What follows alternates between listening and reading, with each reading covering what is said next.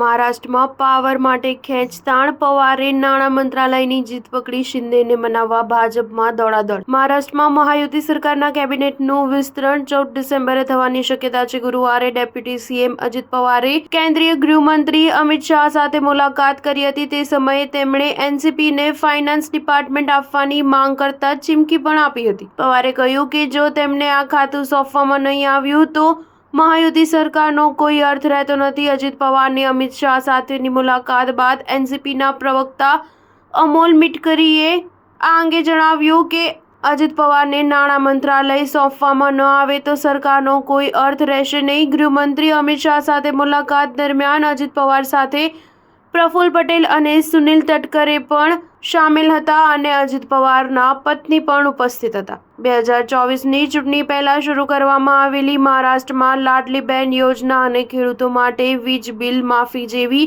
યોજનાઓના લીધે સરકાર પર નાણાકીય બોજો પડે નહીં, તેનું ધ્યાન અજિત પવાર સારી રીતે રાખી શકે છે. મહારાષ્ટ્રમાં નાણાકીય રીતે અનુશાસન માટે ફાઇનાન્સ ડિપાર્ટમેન્ટ અજિત પવારને જ સોંપવું જોઈએ. મિટકરીએ વધુમાં જણાવ્યું કે નાણાં મંત્રાલય અજિત પવાર માટે એકદમ યોગ્ય છે. તે ફાઇનાન્સ ડિપાર્ટમેન્ટ માટે પરફેક્ટ નેતા છે. અમને જાણવા મળ્યું છે કે ગૃહ મંત્રાલય ભાજપને મળી રહ્યું છે, તે તેમના માટે યોગ્ય છે, પરંતુ નાણાં મંત્રાલય એનસીપી માટે અનુકૂળ છે. જો અજિત પવારને નાણાં મંત્રાલય સોંપવામાં ન આવે તો મહાયુતિ હોવાનો કોઈ અર્થ જ નથી. સ્ટાર ન્યૂઝ 7 હંમેશા સચ્ચાઈની સાથે.